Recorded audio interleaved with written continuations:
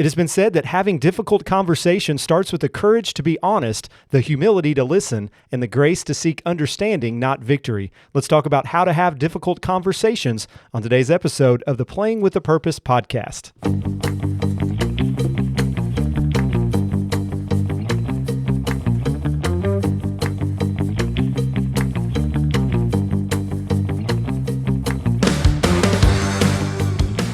All right, welcome to the Playing with a Purpose podcast, where we explore topics related to the moral development of collegiate athletes and young people as it relates to character, responsibility, and purpose.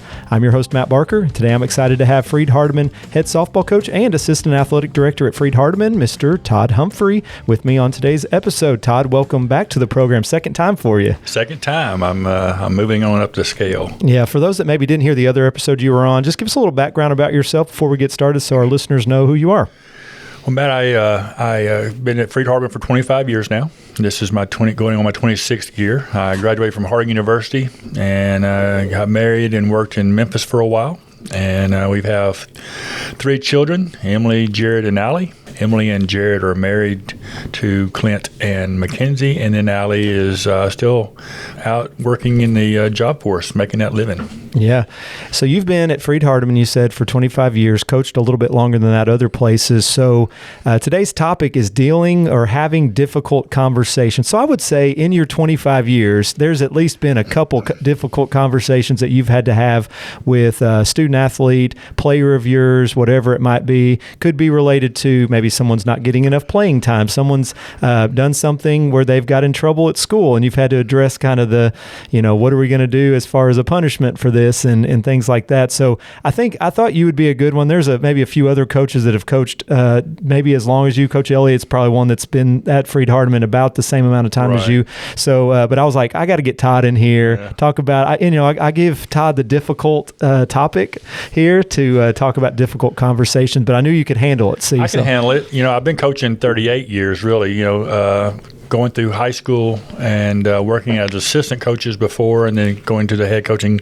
You learn a lot as an assistant coach, and then you also become a head coach. So you have to deal with the situations yourself. Working, like I said, 38 plus years as a coach, you come across a lot of different things that you encounter tough conversations with. Yeah. So a lot of times what we see is people will avoid having these difficult conversations, and maybe even early on in a coaching career, you might tend to maybe avoid some of those things. But as you maybe coach longer, become a little wiser on how to deal with things, you probably realize, well, if we avoid it, it's just going to be worse the next time. Just like any other relationship, and even if it's not with a student athlete, marriages, conflict is inevitable. Coworkers, addressing it is just better to go ahead and get that done. Sometimes that takes longer to realize than others. Still, kind of myself learning some of that on ways to, because I'm an avoider. I feel like I avoid things a lot if it's something uncomfortable. So I'm not one that always just wants to get in there and just have a conflict with somebody. So I tend to avoid it sometimes. But why do you think so many people maybe take on that same role of avoiding difficult conversations, conflict, things like that? I think people try to spare others' feelings. They want to hurt someone's feelings, and some people are more sensitive. I've been accused of not being sensitive. I try to be sensitive to people's feelings and their background and where they come from, but sometimes I say things too straightforward, and that could be a good quality or a bad quality.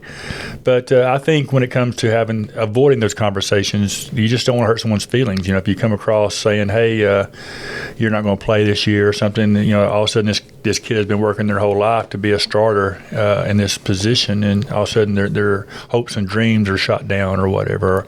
Or even when they come for a tryout and you tell them we can't keep you on the team. Yeah. How much do coaches worry about unity within the team? If you have a difficult conversation, is there ever a worry, well, they're going to go and tell their teammates, their friends, and it's going to cause there to be more issues than just me and this one player?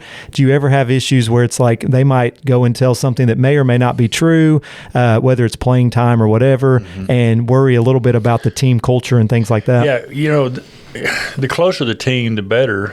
In my years of experience, when a team is close, chemistry-wise stuff, we play really well together, and we fight and we grind, and I think we want that support staff. We want that person who will listen to me. Coach just said this, and coach just said that. Yeah. It really depends on the relationship of the coach-player that the players and the coaches have together.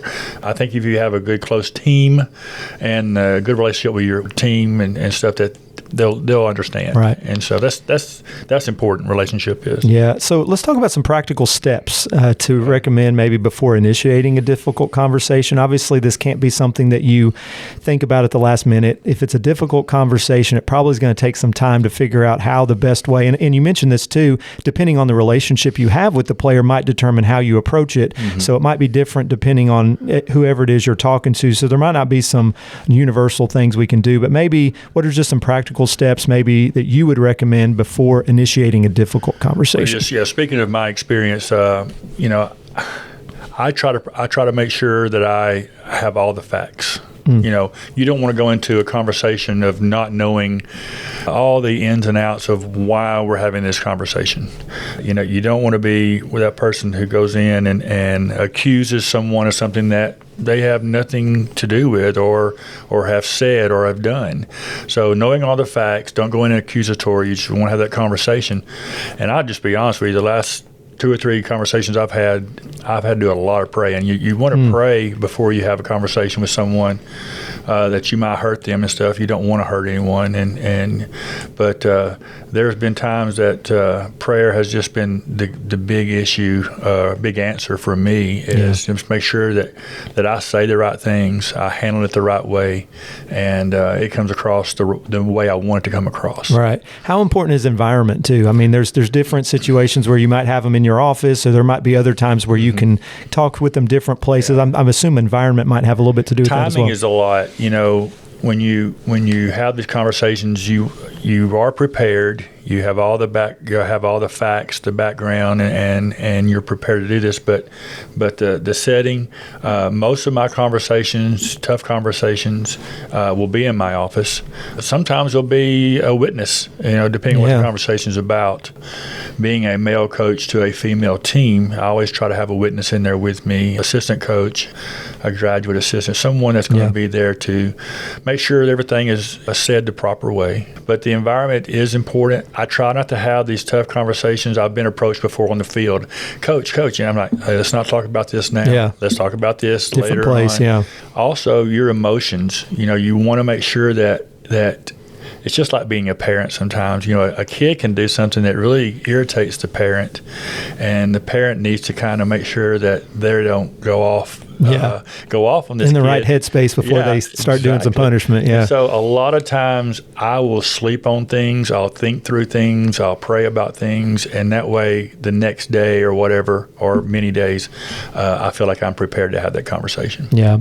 This next one might be a tough one again because it might be different depending on the situation. But I would think probably one of the harder things for anybody dealing with a difficult conversation is trying to balance being honest with them. You don't want people to feel like you're being dishonest, but you also want to show that you understand where they're coming from. So maybe having some empathy for them. So how can leaders or coaches or anybody that's maybe having a difficult conversation balance that honesty that you need to have, but also understanding where they're coming from as well? Yeah, that's a tough question, and I put a lot of thought into this.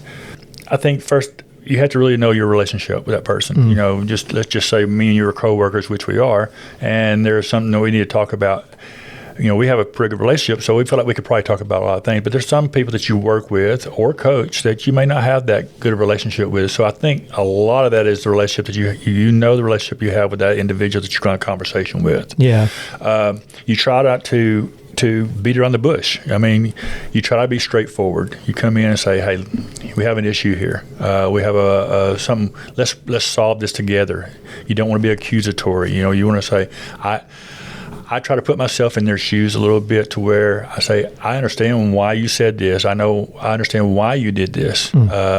I've seen this before, I've done this, or whatever. You just try to relate to them. Yeah. But the honesty part of it is that you want to be straightforward. You want to come and say, we can't have this anymore. We want to do this in a different direction. We want to do this in a different manner. And it is hard. It's hard because, there's a lot of emotions at play in that. But I think that the honesty is the biggest part of that. Just being honest. It's just straight to the point. Yeah, and like you mentioned, relationships, if they know that you have their best interest, if you have that relationship going in, it's not like you're just a stranger to them trying to tell them something. Mm-hmm. They're going to take it a little bit better because they do have that relationship. And it's like you mentioned, we deal with this in youth group and dealing with any teenagers, maybe even your own kids a little bit. You kind of know once you have a relationship with them, how are they going to respond? Maybe you've had a conversation with them before and maybe it didn't go well. Maybe it did, and you kind of know what makes them tick, I guess, a little bit more on are they going to be very emotional? Are they going to take it really constructively? And you kind of learn that, I guess, and that's probably one of the tougher things about coaching is like you don't always know how they're going to take something until you've maybe had that difficult conversation. Well, also, most of your coaches are former players, and so we probably have been in those shoes where we've had coaches say certain things to us or expect or ask some certain things of us. Yeah. So we've been in their shoes a little bit to the point where we didn't get that starting position. We didn't get that scholarship. We didn't get that offer. And so, we can relate to them in that way. Right. And I think that with anything from I've lost jobs before. I've been, had to change jobs. So I've had those tough conversations with other employees or with bosses or with, coworkers. So I can understand. I can relate a little bit better to that. Yeah. So you don't have to give me any specific examples here. Because next question might be a little bit like we don't want to reveal anything too much here, but a difficult conversation that went poorly. Again, you don't have to give me examples, but what maybe did you learn from? Sometimes we learn more from those failures and different things. Maybe we didn't do as well as we would have liked. So maybe a difficult conversation you've had that didn't go like you planned, and what did you learn from it? So I guess you're assuming that I've had those difficult. Yeah, over your 25 years, at least one. I don't know. Maybe one. I think all coaches have. I think if you're put in a position as a head coach, you're going to have those conversations with players and staff that you in hindsight you go, man, that just didn't work the way I wanted it. The outcome is not what I wanted out of that. What you learn from that is just a better approach. I mean, it's just like mistakes. We make mistakes in every different job that we have, whether it be conversation or a practice, a skill. I think if you learn from those mistakes, you got to realize what you did. A miscommunication, learning to express yourself better, being prepared. Again, it goes back to the setting thing. I have had conversations where I won't say blindsided by either a parent or a player that catch me in the parking lot and they want to have a conversation about playing time or why did you pull my kid from the game or so sometimes you are blindsided and the conversation doesn't go as well as you would have hoped. Yeah. And then you get in that car and you go home and you're going, man, that just it kind of eats at you a little bit, and that's the nights you don't sleep very well. Right. Yeah. Again, it goes back to environment. Sometimes if you're prepared for it and you know the purpose of the conversation, when you're not prepared or someone kind of catches you off guard, that's when it kind of becomes like, I wish I would have had a little more time to think through what I wanted to say here. So that's a lot of times not even your fault. And really. That's the experience part of it. I have over the years, I'm not saying I'm perfect, but over the years I've learned that there are ways of handling this. Timing is big. I want to sleep on some things before I know what I'm going to say and how I want to say it, how it comes across. And being blindsided is one of those things. It's frustrating, and sometimes you let your emotions get involved and you come across argumentative, and that's not the way to handle it, because sometimes they just want to answer and you get really defensive. Sometimes you start that argumentative emotion. Yeah. So thinking about times maybe where you feel like maybe you could have maybe had a better conversation, whatever it is, and maybe it didn't go as well as you've liked. What are some steps maybe people can take to rebuild maybe some trust that was lost or just a relationship that maybe was damaged as a result of a bad conversation that had to be had? What are some maybe things that people can do to repair that a little bit? Well, building relationships is all about how you communicate to each other. And so I try to establish more conversation with someone, not to the point to where it's overbearing, but you want to make sure that you see where they're coming from and you have that conversation where you have some similarities. And then you Sometimes you just apologize. Hey, I'm sorry, Matt. I didn't mean that to come across the way. Take accountability. And again, we as coaches or employers, we make mistakes. And so sometimes people think they're perfect and they don't make mistakes. But if you take some, be accountable to what you say and how you said it, sometimes that's the first step to mending that relationship. But I think with any situation, there's got to be communication and to have those conversations, even outside of practice, outside of ball games, at church, at a restaurant, some event, concert, whatever, to where, hey, how's it going? How's things going? How was your test today? Just getting that rapport back, mending that relationship to the point where, hey, the coach does care for me, and he may have made a mistake, but, we can move forward on this. Yeah.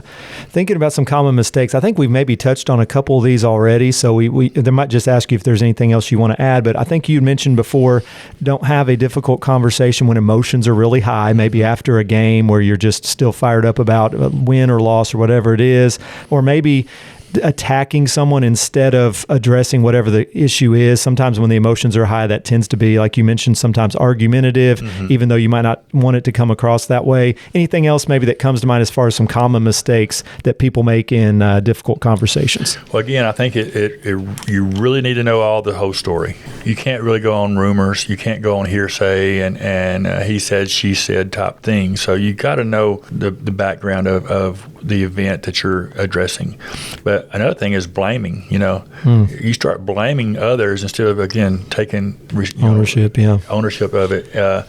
The blame game is one of those things that gets in the way of a lot of good relationships, player-coach relationships, because a kid can come in and they may have a shortfall on a skill or something, and say, well, coach never told me this, or coach never did that. Well, it's the same thing with coaches.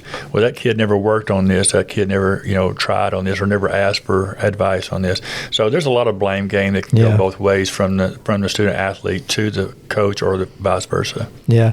You had mentioned that sometimes you will address a difficult conversation right then. Sometimes you'll sleep on it. So depending on the situation, you might handle that a little differently.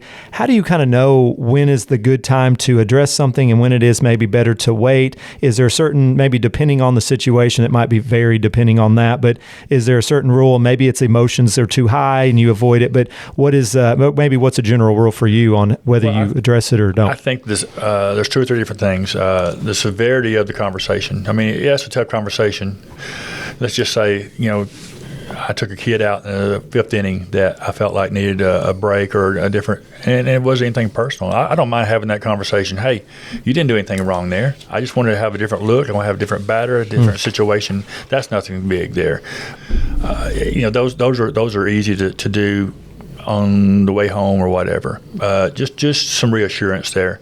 I think knowing your players. There's some players that are approachable, and some are not approachable. Some take you very serious, and some don't take you very serious. So again, I think that's why preseason is so important, and having those older players, you know who you can talk to and who you need to address a different way. I've had players say, "Coach, just yell at me, just holler at me, just get mad at me." But I'm not that yelling, screaming coach, But they want that. That's what they're used to when they were playing as a younger, maybe playing under their dad or someone where their dad yelled at them all the time. I don't know, but I'm not that kind of guy. But some of them just say, "Hey, tell me what am I doing wrong?" And there's some they avoid you a little bit. So again, I think that relationship determines a little bit about the timing. Again, on the bus, or going home, the restaurant, whatever. There's just so many factors, and that's where you talk about the experience of coaching for 25 plus years.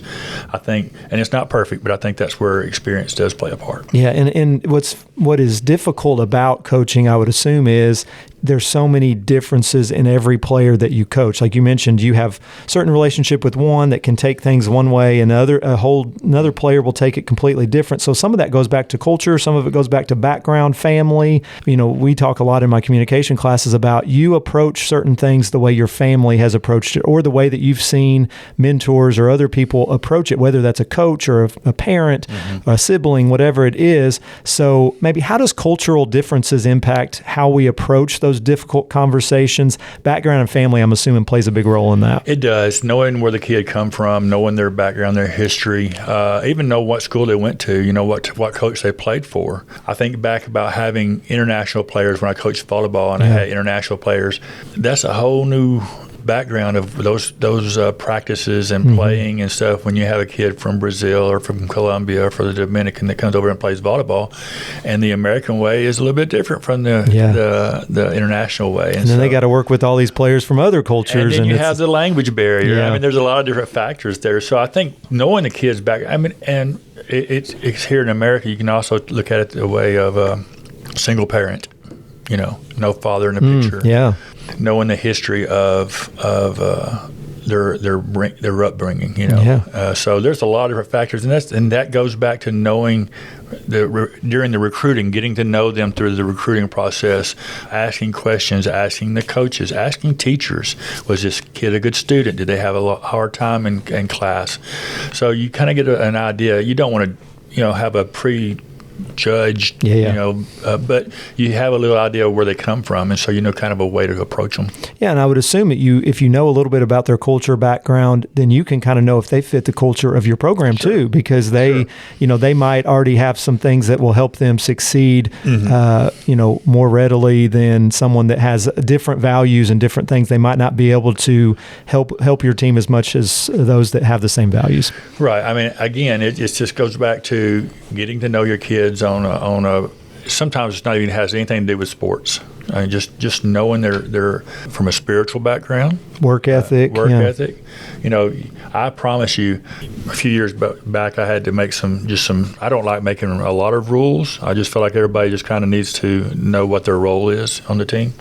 We had some kids that every time we had a task on the field, you could tell who was going to do it and who was going to stand by with their hands on their hips and watch it get done. And so work ethic, I mean, again, it goes back to knowing the kind of player. I tell my kids at the first meeting every year that we have when we get with our physicals, and we have a team meeting to kind of prepare for first practice and stuff in the season. Hey, listen, I love you. I want you here. If I didn't, I wouldn't have you here. I want kids that I can coach, kids I can talk to, kids that I can trust, kids that's going to work hard for me and work hard for the school. And I don't want it's the situation where I want it to be everybody in. I don't want to have to do a lot of high maintenance stuff and drama and stuff. And so you'd be surprised. There's kids out there who has a lot of talent, but I just don't know they fit in this situation where we are, and you don't want to mess up that chemistry. Yeah, absolutely. So I'm sure there are some listeners out there that are like me and struggle with confrontation and having some difficult conversations. So if you had to give some piece of advice to someone who struggles with confrontation or having these difficult conversations, maybe what would be some advice you would give? You have trouble having tough conversations? I do, yeah. Struggle with it, Todd. I think everybody does. Yeah. I really do. People who say they don't, I think probably in the back of their mind they still do. I think number one, just be honest. You don't want to mislead a kid. Speaking as a parent, I don't want a coach to mislead my kid who they play for. So being honest is very important. Don't beat around the bush. Be straightforward. Just come out and say, hey, listen, we're having a problem here, or we have something we need to work on here. Again, don't go be accusatory, but let's see what we can do to problem solve maybe a little bit. Just try to work it out, but get to the point, and don't bring other things that could be misunderstood into the conversation. And I guess it's kind of a tough one, but keep emotions out of it except for love. Right. Love's a strong emotion, but you don't want to go into it with a lot of emotion of anger or frustration and things like that, because that plays into your speech. It plays into your conversation. But you do want to let the kid know you do love them and you have the best interest. I've made a lot of people unhappy, but I hope I've never done anything to the point where I can't have a conversation with them 5, 10, 15 years down the road, because you'd rather them know the truth now than wait along down the road to find out that I was wrong or right, and so you tell them the truth now, and hopefully they can build that relationship. They'll respect you later for it. Yeah, hopefully. Yeah. Todd, I appreciate it. This has been a great conversation. Hey, this one has not been a difficult conversation, even though the topic is difficult. Well, Matt, I wanted to talk to you a little bit. Oh no, he's coming. He's coming at me now. So I want to end though with the quote I started with at the beginning. Having difficult conversation starts with the courage to be honest, the humility to listen, and the grace to seek understanding, not victory. So Todd, I really appreciate you coming on talking about this. I think our listeners will benefit a lot from it. Thank you for having me on here. I think you're doing a great job, and I enjoy listening to yours. I've listened to your last couple while working down in the weight room, and so I appreciate what you're doing here, and I'm hoping that I can help continue this podcast. I think it will. Thanks so much. Yep. All right, thanks for joining us for this episode of the Playing with a Purpose podcast. Special thanks again to Todd Humphry for being my guest this week. Be sure to listen to this episode and future episodes on Spotify or anywhere you listen to podcasts. You can also catch the Playing with a Purpose podcast on the Freed Hardeman Athletics Champions of Character website at gofhulions.com/champions of character and on the NAIA Champions of Character website at naia.org/champions of character. Join me for our next episode as I talk with Freed Hardeman head baseball coach, Mr. Jess Trask, on the topic of coaching through conflict. And remember, winning isn't just about the scoreboard, it's about the character we build along the way. We'll see you next time on the Playing with a Purpose podcast.